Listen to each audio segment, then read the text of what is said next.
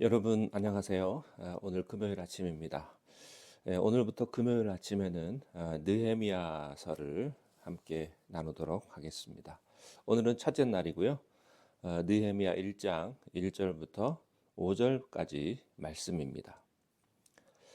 하가라의 아들 느헤미야의 말이라. 아닥사스다 왕 제20년 기슬루월에 내가 수산궁에 있는데 내 형제들 가운데 하나인 하나니가 두어 사람과 함께 유다에서 내게 이르렀기로 내가 그 사로잡힘을 면하고 남아있는 유다와 예루살렘 사람들의 형편을 물은즉 그들이 내게 이르되 사로잡힘을 면하고 남아있는 자들이 그 지방 거기에서 큰 환난을 당하고 능욕을 받으며 예루살렘 성은 허물어지고 성문들은 불탔다 하는지라. 내가 이 말을 듣고 앉아서 울고 수일 동안 슬퍼하며 하늘의 하나님 앞에 금식하며 기도하여 이르되 하늘의 하나님 여호와 크고 두려우신 하나님이여 주를 사랑하고 주의 계명을 지키는 자에게 언약을 지키시며 긍휼을 베푸시는 주여 간구하나이다. 아멘. 느헤미야서는 52일 동안에 일어난 놀라운 기적의 역사가 담겨 있습니다. 52일 동안입니다. 그 역사의 중심에는 바로 기도의 사람이었던 느헤미야가 있었습니다. 느헤미야는요, 고통스러운 바벨론 포로 시절을 회상하면서 하나님의 은혜로 그가 예루살렘으로 귀환을 합니다. 그가 귀환하기 전에 그 앞에 놓여 있던 현실적인 문제들을 바라보게 되었습니다. 그것이 뭐냐면 성전이 회파되고 성문이 모두 불타 아주 엉망진창이 된 예루살렘을 보게 된 것입니다. 성벽이 무너진 것은 바벨론 포로 시절이었는데 그게 142년 동안 그렇게 허물어진 상태로 남아 있었습니다. 하나님을 믿는 이스라엘 백성들은 그래서 아마도 하나님의 그 집이 불타고 그 안에 기물들이 모두 다 도둑질 당한 채 허물어져 있는 모습을 그들이 매일 보면서 가슴이 얼마나 아팠겠습니까?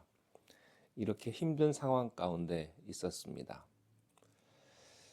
느헤미야가 성전 건축을 할 당시에는 주전 440년이었는데 지금으로부터 하면 약 2500년 전 사건입니다. 이 사건을 통해서 오늘을 사는 우리 교회, 우리들이 당면한 문제에 대해서 우리에게 해답을 찾을 수 있게 되기를 바랍니다. 역사는요, 과거에도 있었고 또 현재도 있고 미래에도 있기 때문입니다. 자, 먼저 느헤미야서는 느헤미야의 족보에 대한 이야기를 먼저 서술합니다. 1절, 2절에 하갈의 아들 느헤미야의 말이라. 아닥사스다 왕 제20년에 기슬루월에 내가 수산궁에 있었는데 내 형제들 가운데 하나인 하나니가 두어 사람과 함께 유다에서 내게 이르렀기로 내가 그 사로잡힘을 면하고 남아있는 유다와 예루살렘 사람들의 형편을 물은즉. 느헤미야 족보는 간단합니다. 그가 하가랴의 아들이라는 것, 그리고 하나니가 그의 형제 혹은 동료라는 것이 전부입니다. 느헤미야는 유대인으로서 바벨론 포로 시절에 아마도 그의 할아버지가 포로로 잡힌 듯 보입니다. 그러니까 느헤미야는요, 할아버지와 아버지인 하가랴의 뒤를 이은, 요즘 말로 하면 이민 3세대에 해당됩니다. 이민 2세대만 돼도요, 조국에 대해서 잊어버리죠. 또 자기 나라 말이 서툴고요. 그러니까 3세대로 넘어가면 완전히 조국과 멀어지게 됩니다. 그런 이민 3세대인 느헤미야가 포로로 잡혀가 그 페르시아 아닥사스다 왕의 술 맡은 관원이 되었습니다. 이 술 맡은 관원, 간단한 말 같지만 이 직책은요, 굉장히 중요한 직책이고요. 임금과 함께 음식을 나누는 관계입니다. 음식을 나누면서 말동무가 되는 관계예요.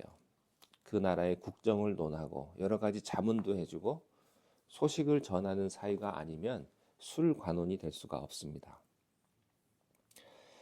느헤미야가 이민 3세대로서 그런 중요한 자리까지 올라간 겁니다. 다시 말해서 그는 실력이 있고 또 인격적으로도 믿을 만한 사람이고요.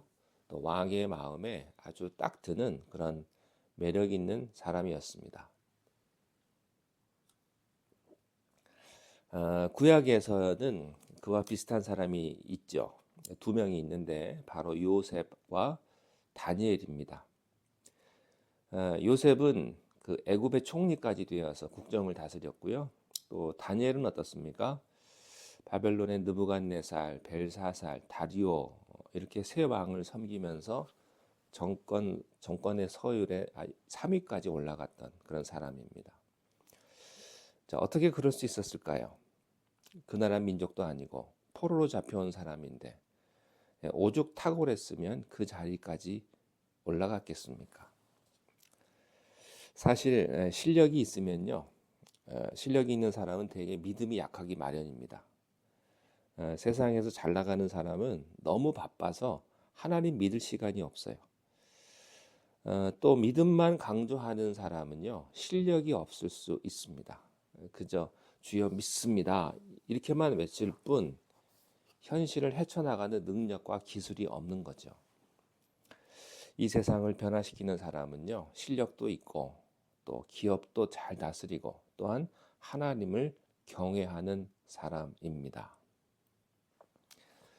느헤미야는 남다른 애국심이 있었습니다. 누구나 자신의 나라를 사랑하고 잘 되기를 바라죠. 그렇지만 애국심과 정권욕은 다릅니다.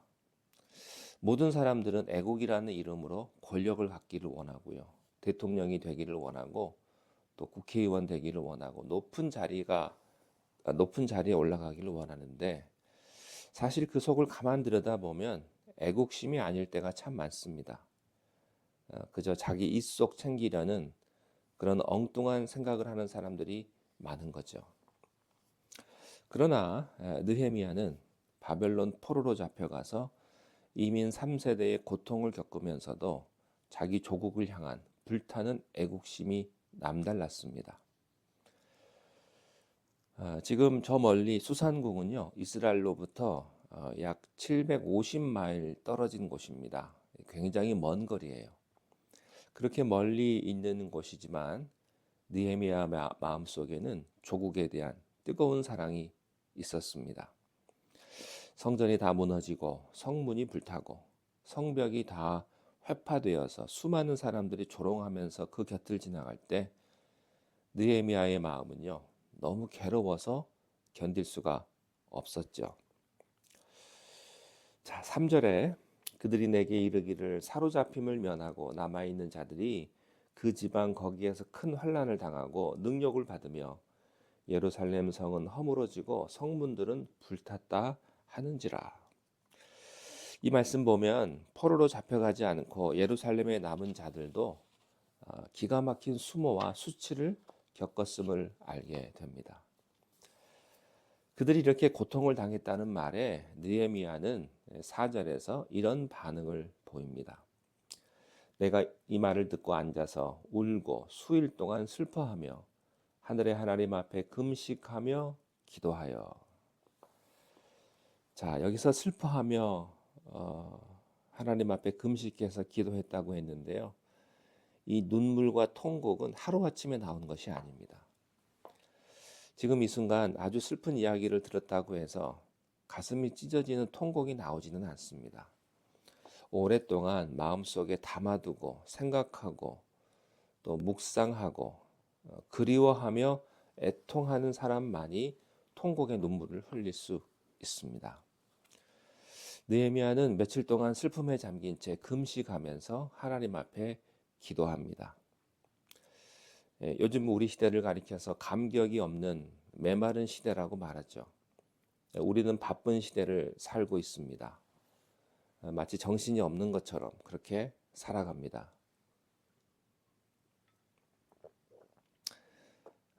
그저 현실에 얽매여서 순간순간 고통 속에 살아가죠. 그래서 울 일도 없고 딱히 우리가 금식할 일도 없습니다. 며칠 밤을 새면서 통곡할 일도 별로 없죠. 이렇게 눈물도 없고 통곡도 없고 감정이 메마른 시대에 사는 이유는요. 우리가 너무나 이기적이고 물질적이기 때문입니다. 잠시 슬픈 영화나 드라마를 보면서 눈물을 흘리는 정도예요. 그렇게 우는 눈물은요, 그저 허무함만 안겨줍니다. 우리는 세상에서 경쟁하고 싸우고 탐욕과 욕심에 얽매여서 분노하고 미워하며 사는 것이 우리 삶의 현실이죠.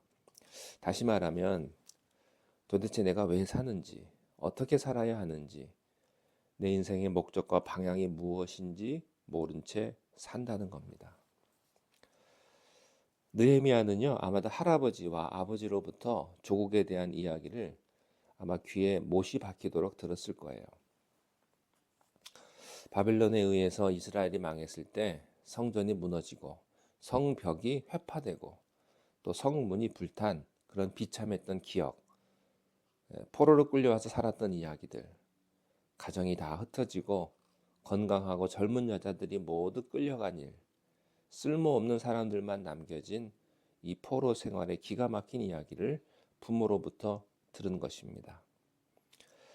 성전이 파괴된 이후에 이스라엘 포로들이 3차 귀환을 하는데 1차 귀환할 때 성전을 재건하자는 운동이 있었습니다. 그러나 하나님의 일은요, 언제나 반대에 부딪히고 모함에 휘말립니다. 성전을 다시 재건하려는 이들을 모함하는 자들이 생기고 왕에게 편지를 써서 성전 건축을 중단시킵니다. 그리고 이스라엘 성벽과 성전이 무너진 지 14년이 넘었습니다. 그 사이에 이방인들은요, 수없이 쳐들어왔고 또 약탈을 했고 성전과 성벽은 날이 갈수록 피폐해졌습니다. 이 소식을 들은 느헤미야의 마음이 어떻겠습니까? 만약에 자기가 살고 있는 현실에만 만족했다면 그렇게 눈물을 흘리며 통곡하지 않고 금식도 하지 않았을 겁니다. 그러나 느헤미야 마음속에는 하나님에 대한 생각, 조국에 대한 생각, 성전에 대한 생각으로 가득 차 있었기 때문에 그 소식을 듣자마자 주저앉아 목매어 울고 슬퍼하고 금식했던 겁니다. 짐작해 보건대 느헤미야는요, 페르시아 수산공에서 술 맡은 관원으로 고위직에 있으면서도 마음으로는 이스라엘 성전과 또 이스라엘 하나님 나라에 대한 생각들을 끊임없이 했을 겁니다. 밥을 먹을 때나 잠잘 때나 또 높은 자리에 올라갈 때나 그 생각을 버려본 적이 없는 그런 사람이에요. 이것이 나중에 느헤미야의 비전과 꿈이 됩니다. 느헤미야는 조국을 향해서 뜨거운 무언가가 쏟아올랐습니다. 아마도 그것은요, 그 옛날 일제 치하 때 나라를 빼앗기고 이리저리 방황하면서 조국을 되찾기 위해서 결의한 우리나라 독립운동가들의 마음과 아마 비슷할지도 모르겠습니다. 느헤미야 역시 마찬가지였습니다. 오직 나라와 민족을 생각하던 그가 하나님의 성전과 웅장했던 성벽이 불타서 폐허가 된 소식을 들으며 가슴을 찢고 통곡하게 된 겁니다. 이때 느헤미야는요, 기도했습니다. 느헤미야의 기도의 특징은요, 첫 번째, 문제가 생기면 사람을 찾지 않고 하나님 앞으로 나아갔다는 겁니다. 아닥사스다 왕이나 다른 힘 있는 사람을 찾아가지 않고 오직 하나님 앞에서 울었습니다.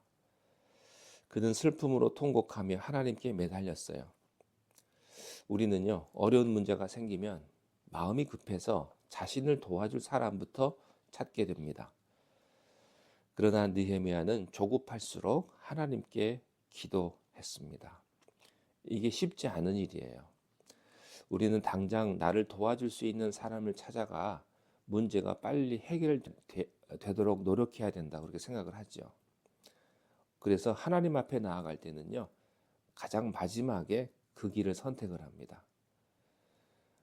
하나님이 언제 응답해 줄지 모르니까 기다릴 여유가 없는 거죠. 그래서 우리는 이 방법 결국 안 되면 제일 마지막에 하나님께 매달려요. 우리는 늘 거꾸로 하고 있는 거죠. 이 느헤미야의 기도를 보면요. 느헤미야는 기다리는 기도를 했습니다.